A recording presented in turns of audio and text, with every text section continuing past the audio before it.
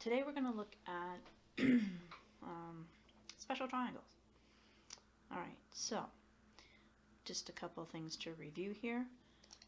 If you were to enter root 2 into your calculator, this is the number your calculator would generate. And again, the same with sine 45 and cos 30 and tan of 60. Now, the one thing I want to emphasize here is that these numbers have all been rounded off, okay? So they're not exact numbers. So when we're looking for exact numbers, you cannot have decimals. This would be an exact number, okay?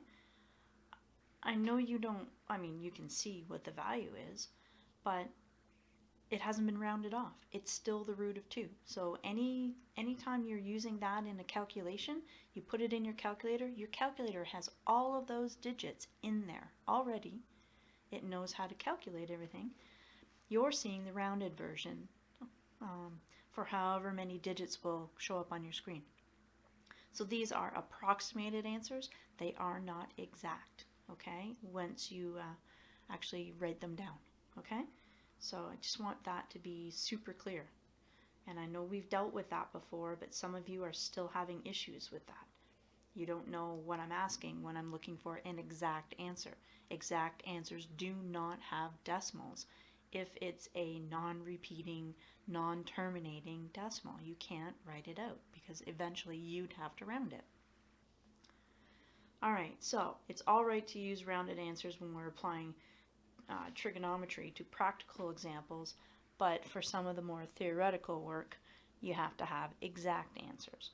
So the most commonly used acute angles are the 30 degrees, 45 degrees, and 60 degrees. The following two special triangles will serve as memory aids for exact trig ratios, and you have to know these triangles.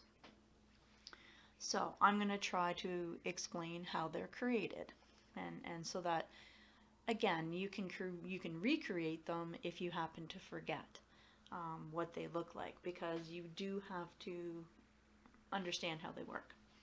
Alright, so the first one is just a right angled triangle. So you've got your 90-degree angle and you have two 45-degree angles. Okay, so technically, if you really want to look at this, I've got these two side lengths marked as 1. Well, if they're both, and I'm just using the lowest numbers possible, okay, so we're not remembering that this has to be 5 and this has to be 5. Okay, so just using what we can here. What you have to understand then is if these two are both 1, then technically these side lengths are equal. And if these side lengths are equal and you have two 45-degree angles, you technically have a right isosceles triangle here. So if you just remember that you have a right isosceles, then you should know automatically that these two angles must be equal. They have to add to 90 degrees, so they're each 45 degrees each. Now, whatever you choose to use as a value for your side lengths will create this value here. Now, I'm using 1 and 1, okay, because I know that 1 squared, again, Pythagorean theorem, plus 1 squared is going to equal my radius squared, right? So 1 plus 1 is 2. So if 2 is r squared, well then root 2 has to be my hypotenuse here. Okay? So that's where that comes from. So you have to remember that your side lengths are 1, 1, root 2, and your angles are 90, 45, and 45. Okay? That's the easier one to remember. But this one could be okay too. Alright, so this one's a little harder to explain. Well, it's a right angle triangle again, but we've got a 30 and a 60-degree angle. But what you have to understand here is that it wasn't a right angle to begin with. Okay, what we actually had was an equilateral triangle. Okay, so I'm just extending this to hopefully make it look like it's equilateral. It's a little off, but I think you get my point. So if this was an equilateral, these three sides would have to all be 2, right? equilateral, this angle would be 60 degrees, this angle here would be 60 degrees, and that angle here would also be 60 degrees, right? Okay, so what they did is they cut an equilateral triangle with side lengths of 2, they cut it in half. So when they cut it in half, they ended up with this, right? And I'm just going to highlight this one. Now, just to make sense of everything, if they cut the bottom in half, well then this side length is now 1, okay? From the right angle to the edge of the 60-degree angle. This side length didn't change. This side length we don't know, and this angle up here is half of what it was because we've bisected this angle, right?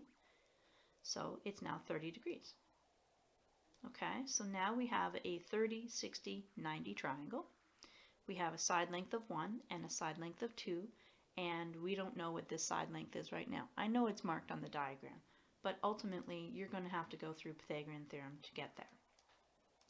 So you've got 1 squared plus, I'm just going to call the height b, and then that equals the hypotenuse, right?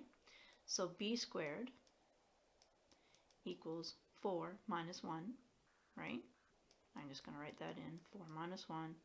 So b squared equals 3. So b, you need to take the square root of both, gives you the height. Alright, so now that you know how it was constructed, now you're going to be able to do this yourself, okay? Because again, as I said, you need to know these triangles. So this one started out as an equilateral triangle with a side length of 2. That's really all you need to know. This one is a right isosceles triangle. Okay? So, anyways, what we're doing with these is that we have our most important angles here, the ones that were used a lot, the 30, the 60, and the 45 degree angles. And even though they're in 2 separate triangles, it helps to use these triangles to come up with our exact answers, so that you're not just plugging this into your calculator and generating a decimal form. Okay, this one you have to use the triangles to do. The calculator is not going to be much help to you right now. So this is something that is essential. Alright, so I know I have these things all written down here. I'm just going to show the first row for right now because I need to see the triangles. Now, it asks you here to look at each of your angles and come up with the sine measurement for those angles. So I'm going to use this angle here. Okay, so we have right angle triangles, so we can label hypotenuse. Again, I'm looking through this, so this will be my adjacent, and this will be my opposite side. So if I'm looking for sine, I want opposite over adjacent, or sorry, opposite over hypotenuse. So I've got 1 over root 2, which is what I've got here. And that's all you're doing. You're not calculating it, you're not reducing it, you're leaving it like that. Now, for sine of 30 degrees, same idea, only I'm looking through this angle. So this is my opposite side, this is my adjacent side, and this is my hypotenuse.